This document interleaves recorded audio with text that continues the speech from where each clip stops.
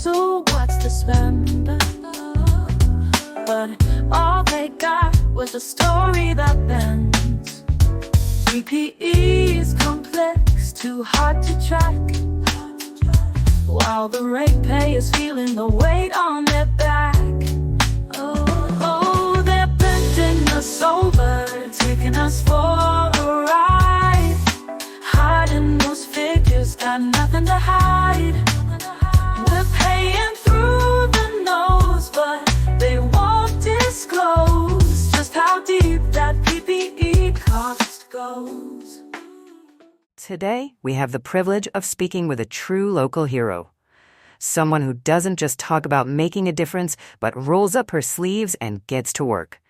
Petra Richter has dedicated countless hours to cleaning up the Snowy Monaro region, often working alone, simply because she cares.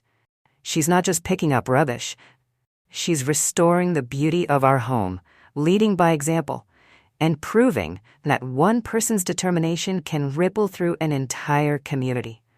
But, like many who try to do good, she's also had to navigate the complexities of council bureaucracy.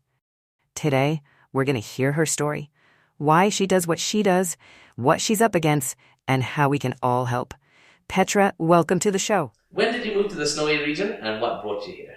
So we moved in 2019 and we came because we love skiing, we love the mountains, and I love that there's apple trees on the side of the road I can pick and make my Austrian apple strudel. Oh, and it is a very good apple strudel.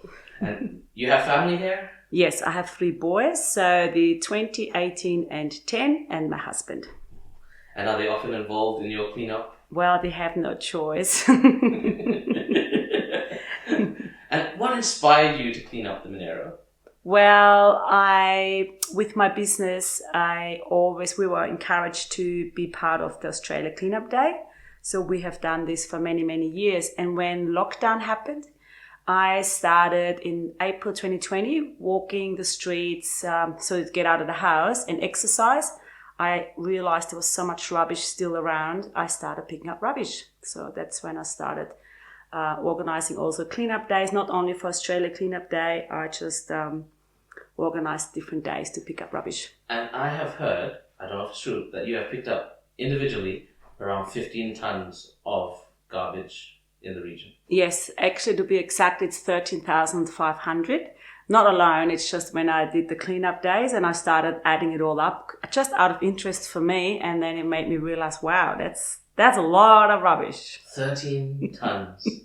Yep, 13 tons. elephants. And we're talking not industrial materials, we're talking about coffee cups. Everything. Broken parts of cars, you name it, everything. Glass, everything. I can't even name it all, there's so much. Go start picking up rubbish, you will see. That's amazing. And what was it that inspired you to start this? What inspired me? I don't know. I just love seeing it clean. I just hate seeing rubbish on the side of the road. And I realized actually when I started picking up rubbish, how good it feels at the end of the day when you have done an hour, 2 hours walking the side of the road, people honking at you and yell out the window, thank you. So it feels really good to pick up rubbish and to see a clean environment. Don't you ever feel scared? No.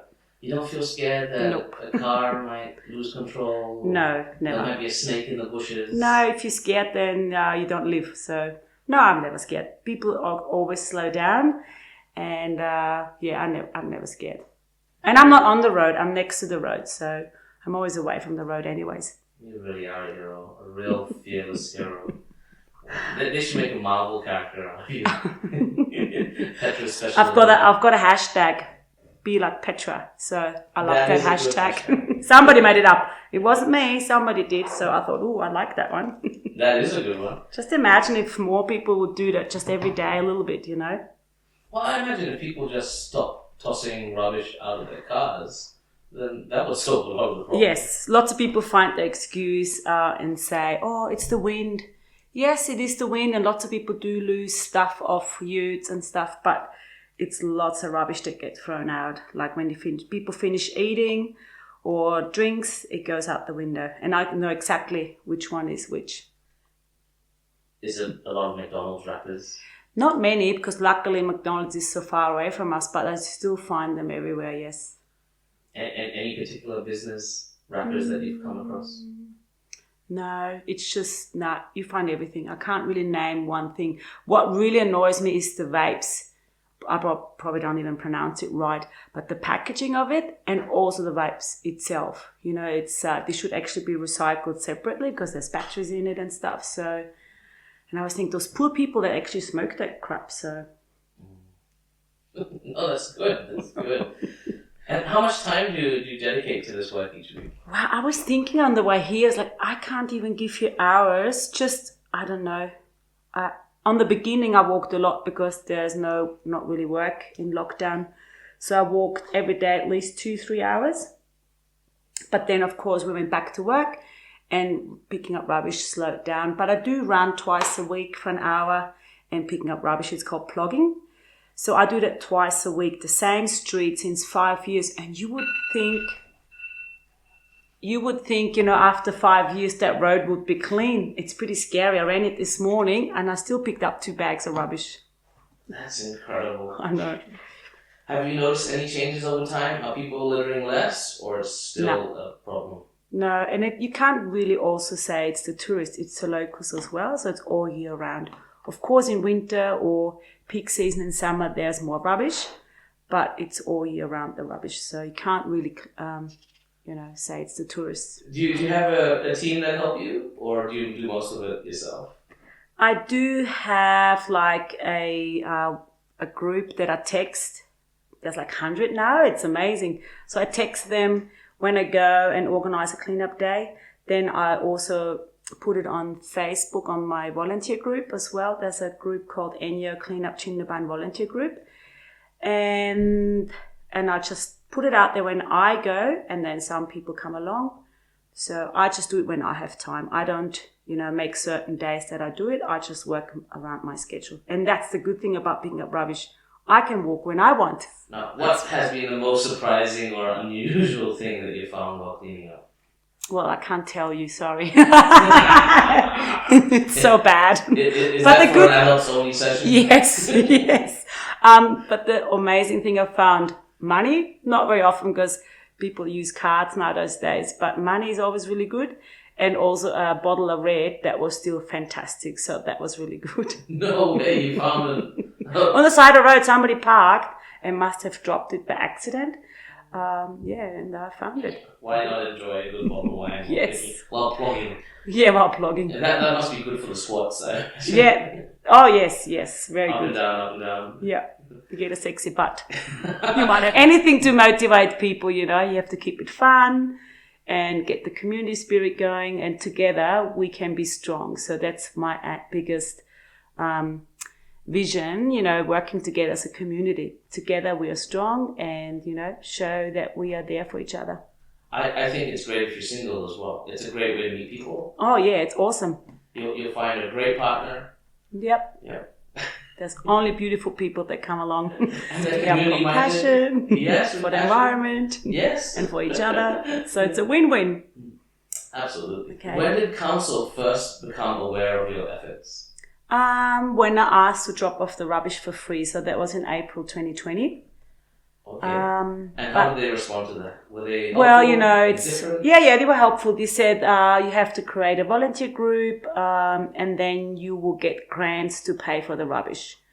So I did that twice. So they gave me twice $600, and I can't remember how long it took me. That was gone quite quickly, because as you're aware, dropping off rubbish at the tip can be very costly, especially when there's tires, and I did find lots of tires. So after 2 times, they said there's no more money. And that's when I fell a bit in a hole. I felt like, well, a bit more support would be appreciated, especially I never asked for anything. So that really was devastating for me. I felt like not doing it anymore. This sounds outrageous. Let me clarify. You were picking up rubbish and for free, volunteering with you and your friends, spending your time, your energy picking up rubbish, and the council was charging you to return that rubbish to their depots?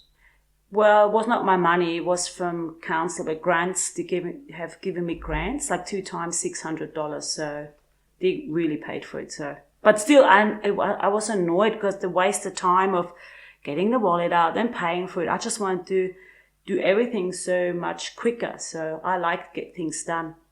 And once that grant money was finished, could you still drop off the rubbish? No, then they said there's no more money left. So I had to then they said, oh, you can do fundraising. It's like, man, just give me a break. I'm not fundraising so I can drop off the rubbish for free. It's like, no, I can't do that. Yeah, that's what I mean. That sounds incredible. Here you are, out of love for the community, picking up rubbish, spending your time, and they're billing you to drop off the rubbish. Yeah. That is incredible. Has that changed? Yes. So I was a little to poke the bear, so I was quite upset and angry. I was like, well, I can drop off the rubbish in front of the council door, but that wouldn't change anything, would it? But it would have been funny. But then I did a Facebook Live and filmed myself driving to the tip, and I thought I did it live. And I think that really got them moving. It's like, all right, we have to do something about it. So they then said I can drop off the rubbish for free. They said they give me a card. I've never seen a card. I can just drive in now and drop off the rubbish for free. That's the way it should be. Like, everybody knows you. Everyone sees you on the highway, sees you working. And it just seems so incredible that they wouldn't want to enable you to do more of this or encourage this sort of thing when we're already struggling to maintain the roads, maintain the tips. I think we need more people like you, Petra. Yeah, it would be amazing, wouldn't it? But my theory behind is we can't really blame those people that work for council. It's a bigger picture. Like if you have a business that isn't not run really well, there's so many things that are not right. And then, of course, those poor people that work then in that business have to let it out somehow. And I guess it's people that are volunteer in the community, they suffer them because of their not very kind ways they communicate with us. So it has happened a few times. I don't want to name names because I'm not here for that. I'm here to inspire people just to make a difference. And together we can make a difference. Have there been any resources or assistance apart from the grants given to you by the council, such as bins, bags, or pickup services? Well, I got once those Viz vests, and also I have asked for $4,000 for a trailer, and I did get that as well. So I bought myself a beautiful big trailer. We spent more than $4,000 because we bought a really good one. The bigger the better, so it makes it easier for me and my family to drop off, put the bags in the trailer. And so that was the support I got. Oh, that's good that you got something to help. Yeah, that's right. Especially since no one's paying for your insurance, no one's paying your salary. No. You don't get any financial reward out of this. No. I think what you're doing is amazing, Petra. And anyone that can help you in achieving your goal to clean up Jindabyne and Cooma, it's certainly a very worthwhile cause. Yeah, there are lots of people that help all the time. It's amazing. And there's even a 70-year-old man that always comes along, and I can just see how it brightens his day because he's got somebody or something that look forward to. Otherwise, he's alone at home all the time. So that's what I love about what I do. People just come along and have a good time and achieve something together. Wow. I think you should look into aged care in this region. No, and you know what I would love to get those prisoner people in Cooma. I asked them if they would come along and help me. But again, like with so many things, even at council, it's the insurance. Insurance does kill lots of fun stuff in this country. Tell me more about this prison plan. Well, just imagine those people in prison. There's some people that work already out in the community anyways. So I was thinking giving them hope and get them involved in the community, and it would help me with this mad plan, walking from Cooma to Jindabyne, picking up rubbish. The more people, the quicker I could do it. But they said it's too hard and they can't help. We might have to contact the state member and talk about that. Yeah, how good would that be? What a great idea. Like, I imagine the convicts would love to do this. Yeah, especially if you go with good-looking people like me. Exactly right. Exactly right. Have you had any discussions with councillors or council staff about improving waste management? No. I don't want to, no. Okay. Too hard. Sorry, too hard. I just want to, no. Focus. Would be on too hard. volume. Can you imagine that, Chris? No way. No. Way too hard. Have you thought about ways that council could handle waste and Oh, environmental issues differently? Big time. Yeah. Well, one example could be a big, nice, big shed where people can drop off stuff that doesn't need to go in landfill yet, but op shop can't take it. Just imagine having a clean, nice space where people drop off things, we clean it, and then it can be given away or sold on, so council could make money with that. Tell me more. Well, it's like an op shop, but it's at the council at the tip, so people can drop off things that don't need to go in landfill yet. Oh, you could also involve the man shed. They could fix a few things, and so it can be sold. So it could be an amazing community project. And this would be different from that scrapyard sort of thing that they have already going at the tip. Well, we need something nicer. It's so dirty in there, and you don't feel like buying something there because it's so dirty. And yeah. I love the idea. Yeah, hopefully you can get someone with a farm or with a spare warehouse could. Yeah, you could get the school involved as well, so kids can come and maybe learn how to fix things. And yeah. What a great idea. Yeah, I'm full of good ideas. You are, Petra. I've got so many hours on the side of the road, where I'm walking and picking up rubbish. I have really come up with lots of ideas. Now, what do you think would encourage more people to get involved in community cleanups? I don't know. I don't really know. I don't want to, council does cleanup days too, and that's awesome. They always give away free sausages, but I don't want to motivate people with food or give them something. I think just seeing the beautiful environment should already be an amazing motivation for people, or walking together. One day I had a friend, her name is Lisa, she came along for a cleanup day and she walked for an hour. You should have heard her voice and enthusiasm about how much rubbish she found. And she said, I can't believe this, and look what I found. And she was just over bubbling. It was so much fun watching her. And if you have never experienced something like that, grab a bag, go for half an hour walk, pick up rubbish, and see what it does for you. You will love it. I'm sure they will. And you mentioned it before, but let's go into a little bit more detail. What's the upcoming cleanup event right now that people should know about? Oh yes, I am walking on Monday, starting at 7 a.m. from Kuma to Chindabain, and I called it Adventure with Purpose. So I'll be walking every day 8 to 10 hours. And my aim is to reach Chindabain on Friday the 28th at 6 o'clock. And I have already 10 volunteers coming along. Some can come for whole days, some people can come for 2-3 days, and some only come for half a day or an hour. And by the end of the week, I will be displaying all the rubbish in trailers at the Old Town Centre near Pizza Stacks. So they will be out in that car park. And for me, I called it Adventure with Purpose because I would love to motivate people to stop using takeaway coffee cups and say yes to reusable coffee cups. So to reduce waste. No, I think this is a great initiative. And so anybody can join you. They just need to message you on Facebook. Yeah, or how else?